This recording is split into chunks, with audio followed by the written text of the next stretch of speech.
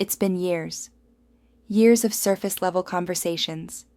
Years of fine and nothing when you ask how she is. Years of feeling like you're married to someone you barely know anymore. You miss the woman who used to tell you everything, who used to share her thoughts and dreams and worries. Now there's this wall between you, and you have no idea how to get past it. Maybe you've tried asking her what's wrong and she shuts down. Maybe you've tried having the talk about your marriage, and it went nowhere. You're starting to wonder if the distance is just permanent now.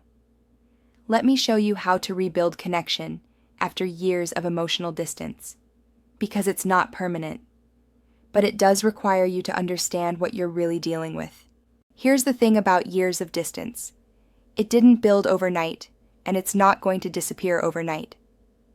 That wall between you is made up of hundreds of moments where she learned that opening up to you wasn't safe or wasn't worth it. Every time she shared something and you minimized it. Every time she was vulnerable and you got defensive. Every time she tried to connect and you were checked out on your phone. Those moments stacked up year after year until she just stopped trying.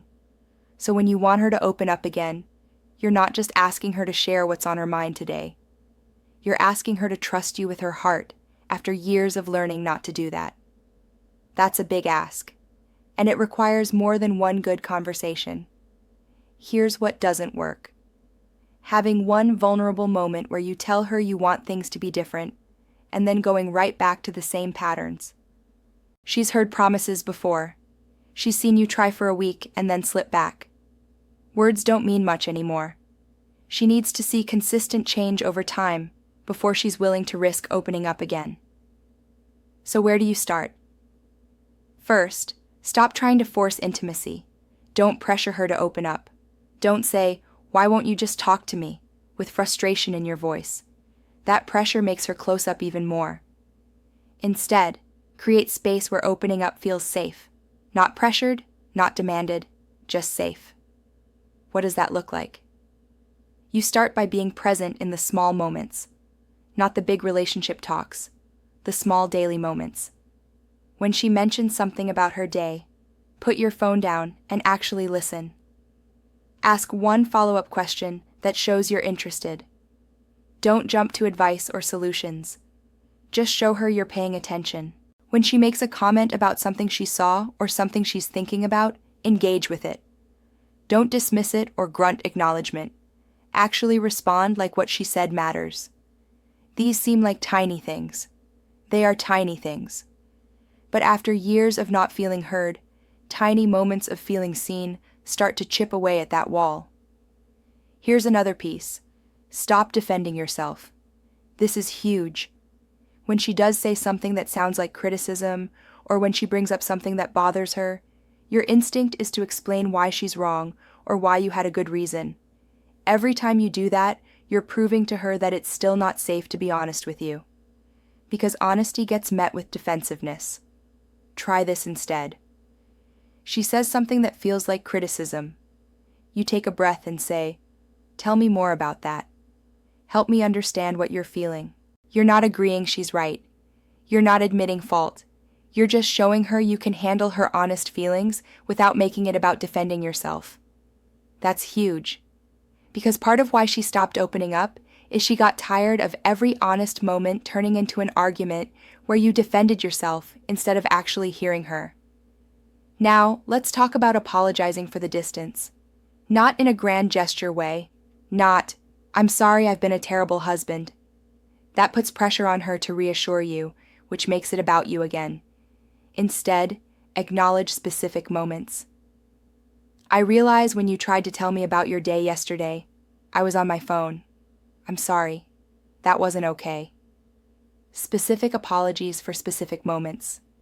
That shows you're actually paying attention now, not just making a blanket statement to make yourself feel better. Here's something most men get wrong. They think reconnection happens through big conversations. It doesn't. It happens through consistent small actions that prove things are different now. The big conversation can come later. First, you have to rebuild trust that you're actually present, and that sharing with you won't end badly. So how do you rebuild that trust? You show up consistently. Every day, you turn toward her instead of away. Every day, you engage instead of checking out. Every day, you validate instead of minimizing. Not for a week. Not until she opens up. You do this for months without expecting immediate results. Because she's watching to see if this change is real, or if you're just trying harder temporarily. When she tests the water by sharing something small, and she will, eventually, treat that moment carefully. Don't overwhelm it by getting excited that she's finally opening up. Don't use that moment to push for more. Just respond well to what she shared. Validate it. Show interest. And then give her space to come back when she's ready. Think of it like a scared animal learning to trust again. You don't chase it. You don't corner it. You just consistently show up with food and patience until it feels safe enough to approach. Here's what this looks like day to day. Morning. You're both getting ready for work. Instead of being in your own heads and rushing around, you stop for 30 seconds. You ask how she slept. You actually wait for the answer. You kiss her goodbye and mean it. Evening. She comes home. You put down whatever you're doing and greet her. Not, did you pick up the milk? First thing, you ask about her day and actually listen to at least 2 minutes of the answer before talking about logistics. Bedtime. You're both in bed. Instead of immediately scrolling your phone or turning on the TV, you ask her one real question. What was the best part of your day? Or, what's on your mind for tomorrow? Something that invites connection. These small rituals, done consistently, create hundreds of micro moments where she experiences you being present. Over time, those moments start to outweigh the years of distance. Here's what not to do while trying to rebuild connection. Don't keep score. Don't think, I've been trying for 2 weeks and she's still not opening up, so this isn't working. 2 weeks doesn't undo 2 years, or 5 years, or 10 years. Don't get frustrated and pull back. If you show up for a month and then get tired and stop, you just prove to her that this change wasn't real. You're back at square one, except now it's even harder to rebuild trust. Don't expect her to meet you halfway right away. She might not be ready to try as hard as you're trying. That's okay. You created the distance. You put in the work to close it, without keeping score about whether she's matching your effort. And don't use her emotional distance as an excuse to stay disconnected. She won't open up to me anyway, so why bother? That's giving up. If you want this to change, you have to change first. One more thing.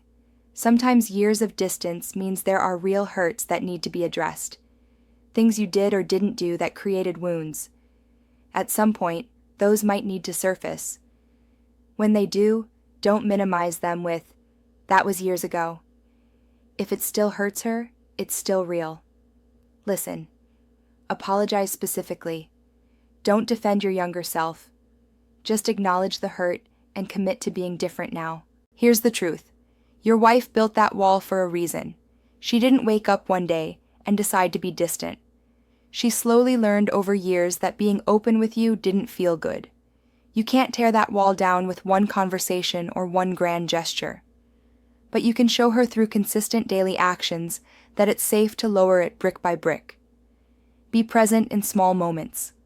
Stop defending yourself. Apologize specifically for specific things. Turn toward her instead of away from her. Do this consistently for months without demanding immediate results. Eventually, and it might take longer than you want, she'll start to trust that this change is real. That you're actually different now. That sharing with you might feel good again instead of frustrating or hurtful. And when she does start to open up, remember, you're getting a second chance. Don't waste it by falling back into old patterns. The woman willing to be vulnerable with you again after years of distance is giving you a gift. Honor it. Comment below. How long has there been distance in your marriage? What's one thing you're going to start doing differently today? If you want more help rebuilding connection and communication, grab the ebook. Links in the first comment or my bio.